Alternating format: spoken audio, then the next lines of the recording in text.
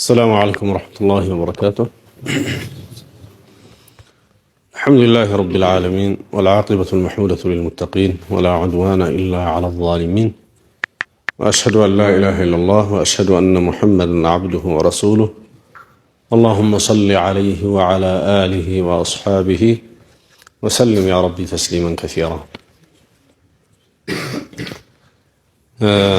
زاري ከሆኑ ሁለት ክስተቶች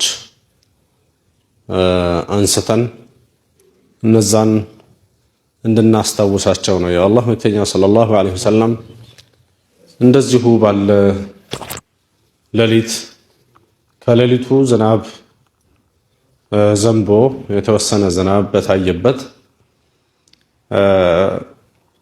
ሱብህ ላይ ካሰገዱ በኋላ ሱሐቦቹን አተድሩና ማዛ ቃለ ረብኩም ጌታችሁ ምን እንዳለ ታውቃላችሁ ወይ ብለው አሏቸው። እና ሱሐቦቹ አላሁ ወረሱሉሁ አለም አላህና መልእክተኛው ያውቃሉ ብለው አሏቸው። የዚህ ጊዜ መልእክተኛው ሰለላሁ ዐለይሂ ወሰለም አስበሐ ሚን ዒባዲ ሙእሚኑን ቢ ወካፊር ከባሮቼ ውስጥ በእኔ ያመነና የካደ ሲሆኑ አደሩ ብሎ አላህ ሱብሓነሁ ወተዓላ አለ። እንግዲህ ሌሊቱን በዛ አደሩ አነጉ። ከባሮቼ ውስጥ በኔ የካዱና በኔ ያመኑ ሲሆኑ አነጉ ብሎ አላህ አለ ብለው አሉ። አማ መን ቃለ ሙጢርና ቢፈድሊላሂ ወረሕመቲሂ በአላህ ሱብሓነሁ ወተዓላ ስጦታ ዘነበልን በሱ ረሕመት ዘነበልን ብሎ ያለ ሰው ፈዛከ ሙእሚኑን ቢ ወካፊሩን ቢልከውከብ ያ በኔ ያመነና በኮከብ የካደ የሆነ ነው ብሎ አለ አላህ። ወአማ መን ቃለ ሙጢርና ቢነውኢ ከዛ ወከዛ እንዲህ ባለው ኮከብ መውጣት እንዲህ ባለው ኮከብ መጥለቅ ሰበብ ነው የዘነበልን ወይም እሱ ነው ያዘነበልን። ሁለት አይነት ተፍሲር አለው። እሱ ነው ራሱ ነው ያዘነበልን ኮከቡ ወይም በሱ ሰበብ ዘነበልን ብለው የሚሉ ሰዎች ደግሞ ፈዛሊከ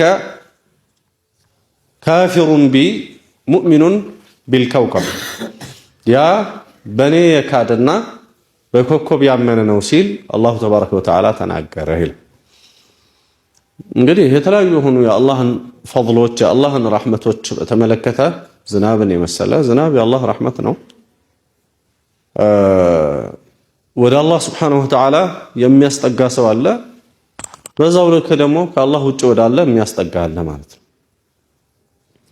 አላህም ተባረከ ወተዓላ በተከበረ ቃሉ ወተጅዐሉነ ሪዝቀኩም አነኩም ቱከዚቡን ወተጅዐሉነ ሪዝቀኩም አነኩም ቱከዚቡን ማለት ወተጅዐሉነ ሹክረ ሪዝቂኩም አነኩም ቱከዚቡን አላህ እናንተን መስጠቱን የምታስተባብሉ ናችሁ ነው የሚለው ደረቅ ትርጉሙ። አላህ እናንተን መስጠቱ ማለት አላህ ለእናንተ ርዝቅ የሰጠበትን ምስጋና ሲገባው እናንተ በተቃራኒ የምታስተባብሉ ናችሁ። ከሚፈሰርበት ይሄ የቁርአን ከሚፈሰርበት ውስጥ አንዱ ቅድም የጠቀስኩት ሐዲስ ነው። የአላህን ፈድል የአላህን ረሕመት ወደ አላህ ማስጠጋት ሲገባ ከአላህ ውጪ ከተጠጋ ከአላህ ውጪ ወዳለ አካል ሰዎች ካስጠጉትና በዛ ሰበብ ነው ወይም ያ ነገር ነው የሰጠን ተብሎ ከአላህ ውጪ ያለ ነገር ከተነሳ ይሄ የአላህን ርዝቅ ምስጋናውን ከአላህ ውጪ ወዳለ መቀልበስና መቀየር ነው የሚሆነው ማለት ነው።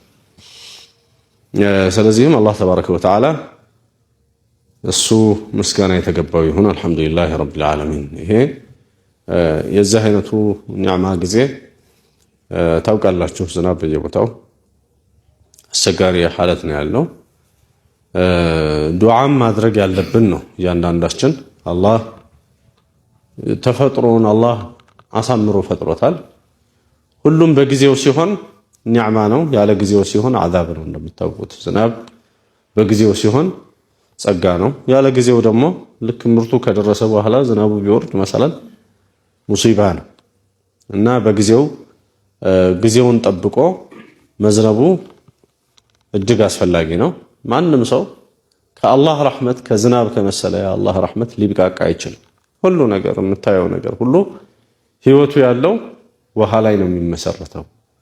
ለዚህ ነው አላህ የተከበረ ቃሉ ወጀዐልና ሚነል ማኢ ኩለ ሸይኢን ሐይ፣ እያንዳንዱን ሐይ የሆነ ነገር ከውሃን አደረግነው ይላል እና ሁሉም ህይወት ያለው ነገር ያለ ውሃ የሚሆን ነገር አይደለም እና አላህ ሱብሓነሁ ወተዓላ ሁሉን ከዛ ስላደረገው የግድ አላህን ተባረከ ወተዓላ መለመን ያስፈልጋል። ሲሰጥም እንደዚሁ አላሁመ ሰይበን ናፊዓን ይባላል። በሐዲስ ላይ እንደመጣው እንግዲህ ጠቃሚ የሆነን ዝናብ አድርግልን እየተባለ አላህ ይመሰገናል። እንዲሁም ሙጢርና ቢፈድሊላሂ ወረሕመቲሂ ይባላል። ቅድም በጠቀስኩት ሐዲስ ውስጥ እንዳለው በአላህ ፈضል በአላህ ረሕመት ዘነበልን ተብሎ ይባላል ማለት ነው። ይሄ መጀመሪያው። ሁለተኛው ደግሞ እንግዲህ ዛሬ ተከስተው ካደሩ ነገሮች ውስጥ እዚህ ከተማ ሳይቀር አንዳንድ ቦታዎች ላይ ከፍተኛ የመሬት መንቀጥቀጥ ነበረ እና ይሄም ደግሞ የሚጠቁመው ነገር አለው ይታወቃል። ከዚህ በፊትም አንስቻለሁ መሰለኝ። እዚህም የዚህ አይነቱ ነገር ሳይንሳዊ ምክንያት የለውም ማለት አይደለም። የመሬት መንቀጥቀጥ እንዲሁም ደግሞ የጨረቃ ግርዶሽ፣ የፀሐይ ግርዶሽን የመሰሉ ነገሮች እንደውም የመሬት መንቀጥቀጡን እንደዚህ ይፈጠራል ብሎ ማስቀመጥ አይቻልም እንጂ የፀሐይ ግርዶሽና የጨረቃ ግርዶሽን ገና የሚመጡት ዓመታትን አስልቶ ማስቀመጥ ይቻላል። አስልቶ ማስቀመጥ ተቻለ ማለት ግን እነዚህ ነገሮች የአላህ ማስፈራሪያ አይደሉም ማለት አይደለም። የአላህ መልእክተኛ ዓለይሂ ሰላቱ ወሰላም አያት ይሏቸዋል። የአላህ ተባረከ ወተዓላ የቁጣው ምልክቶች እንደማለት ነው። አላህ ቁርአን ላይ ወማ ኑርሲሉ ቢልአያቲ ኢላ ተኽዊፋ፣ አያቶቹን ለማስፈራራት እንጂ አንልካቸውም ይላል። እነዚህን አያዎች እነዚህን ምልክቶች አላህ የሚያመጣው ባሮቹን ጥቆማ እየሰጣቸው ሁሉ ነገር በእጁ ያለው መሆኑን እንዲያውቁና እንዲጠነቀቁ አላህ ያስፈራራበታል ነው። ለዚህ ነው መልእክተኛው ዓለይሂ ሰላቱ ወሰላም እንደ ድንገት የፀሐይ ግርዶሽ በተከሰተበት የእሳቸው ልጅ ሞተ። ኢብራሂም የሚባል ልጅ ነበራቸው ወደ 18 ወር የሆነው። ከዛ ሰዎች ይሄ የፀሐይ ግርዶሽ የተከሰተው የነብዩ ልጅ ስለሞተ መሰላቸው እና አወሩ የተወሰኑት። እዛ አላህ መልእክተኛ ዓለይሂ ሰላቱ ወሰላም ምን አሉ? ኢነ ሸምሰ ወልቀመረ አየታን ሚን አያቲላህ ላ የንኸሲፋኒ ሊመውቲ አሐድን ወላ ሊሐያቲሂ። ይህ ፀሐይና ጨረቃ የአላህ ስብሓነሁ ወተዓላ ምልክቶች ናቸው፣ አላህ መኖሩን። በመሰረቱ እያንዳንዱ ነገር እንኳን ፀሐይና ጨረቃ የሚያካክሉ ትላልቅ ፍጥረታት ግዙፍ የሆኑ ፍጥረታት ይቅርና ፀሐይና ጨረቃ እንግዲህ ብዙዎቻችሁ የተማራችሁ ናቸው። አንዳንድ ሰዎች እንደሚያስቡት በጣም አነስተኛ የሆኑ ፍጥረታት አይደሉም፣ እጅግ ግዙፍ የሆኑ ፍጥረታት ናቸው። እነዚህን ግዙፍ የሆኑ ፍጥረታት ይቅርና ትናንሾቹ ጉንዳኖችና ትናንሾቹ ነፍሳት ሳይቀሩ የአላህን ታላቅነት፣ የአላህን ቻይነት፣ የአላህን እጅግ ጥበበኝነት፣ የአላህን አዋቂነት፣ የአላህን ኻሊቅነት ይመሰክራሉ በነገረ ስራቸው ላይ። ለዚህ ነው ምን የሚባለው ወፊ ኩሊ ሸይኢን ለሁ አየቱ ተዱሉ ዐላ አነሁ ዋሂዱ፣ በሁሉም ነገር ላይ አላህ ምልክት አለው የሱን ብቸኝነት የሱን ታላቅነት የሚመሰክር ይሆን በእያንዳንዱ ነገር የሰው ልጅ ጨምሮ ማለት ነው። እንግዲህ የሰው ልጅ ትናንሽ ከሚባሉ ፍጥረታት ነው። እጅግ አፈጣጠሩ ውስብስብ የሆነ ቢሆንም ማንም እንደ አላህ ሱብሓነሁ ወተዓላ ሰሪ የለም። በጣም ጎበዝ የምንላቸው ሰዎች በጆሮ ላይ ህይወታቸውን ጨርሰው ስለ ጆሮ ብቻ እየተመራመሩ እድሜያቸው ያልቃል። በጣም ጎበዝ የሚባሉ የሰው ልጆች ማለት ነው። ስለ አንድ አይን ብቻ ብቻ እየተመራመሩ እድሜያቸው ያልቃል። ይሄ ማለት የሰው ልጅ ራሱ እጅግ የሚገርም አፈጣጠር ነው ያለው። ትንሹ ፍጥረት ትናንሽ ፍጥረት ከሚባሉት ውስጥ ነው። እንግዲህ እንደ ሰማይና እንደ ምድር የገዘፈ አይደለም የሰው ልጅ።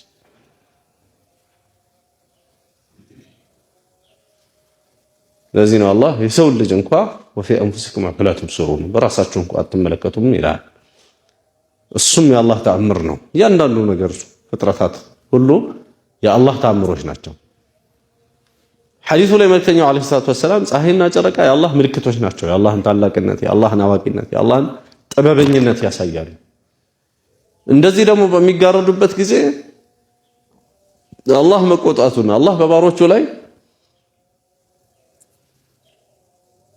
ቅጣትን ቢፈልግ መጣል የሚችል የሆነ ጌታ መሆኑን የሚያሳይ ነው። ስለዚህም የዚህ አይነቱን ነገር ስታዩ ለማንም ሞት ለማንም ህይወት ማንም ስለሞተ ማንም ስለተፈጠረ የሚፈጠሩ ነገሮች አይደሉምና ወደ አላህ ተመለሱ ብለው ተናግረዋል ነብዩ ሰለላሁ ዐለይሂ ወሰለም። እና ይህም እንደዚሁ የመሬት መንቀጥቀጥ ሚነል አያት ነው የሚለው የተለያዩ የሆኑ ማስረጃዎችን ስናይ ማለት ነው። ከሰለፎቹም የመጡት ከአያቶቹ ውስጥ ነው የሚከቱት። ለዚህ ነው የሚሰገደው ሶላት ራሱ ከዚሁ ፀሐይና ጨረቃ ግርዶች ላይ የመጣው ነው ራሱ። ለዚህም አብሮ ቅያስ የሚደረገው።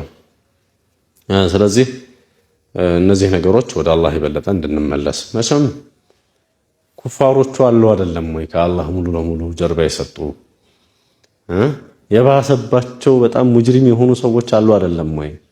እነሱ ተውባ ካላደረጉ እኛ ተውባ አድርገን እኛ አላህን ለምለም ምን እናመጣለን ብሎ አንዳንድ ሰው ሊያስብ ይችላል። እንደዛ አይደለም። አላህ Subhanahu Wa Ta'ala በመጥፎች መጥፎነት ሷሊሁንም አብሮ ቀላቅሎ እንደሚያጠፋው ሁሉ ለምን አላህ ቁርአን ላይ የተናገረ ምን ይላል?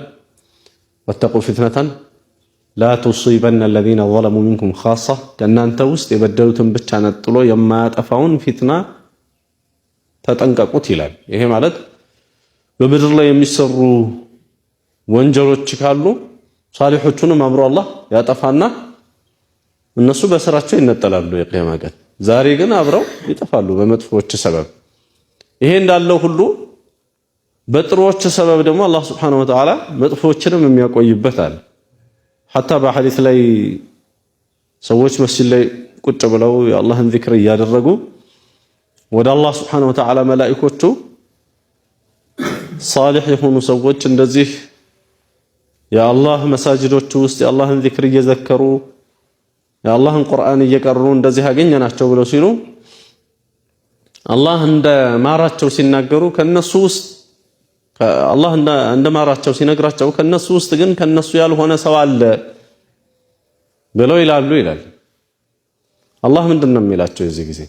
ሁም ቀውሙን ላ የሽቃ ቢሂም ጀሊሱሁም አብሯቸው የተቀመጠ ሰው በባዶ የማይነሳበት ሰዎች ናቸው።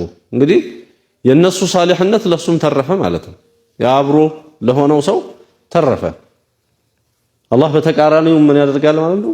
መጥፎዎችን ለጥሩ ሲል አፉ ይላቸዋል ወይም ያቆያቸዋል በጥሩ ምክንያትና ሁሉ ጊዜ ዱዓ ማድረጉ እስትግፋር ማድረጉ ተውባ ማድረጉ ወደ አላህ ለኛም በአላህ ዲን ላይ ላለነው አላህ Subhanahu Wa Ta'ala ቀጥተኛው መንገድ ለመራንና ሂዳያን በቻልነው መጠን ለምን ሞክረው ለኛም እንዲሁም ደግሞ ለመጥፎቹም የሚጠብቅ ነው የሚሆነው። ይሄንን ለማስተላለፍ ነው።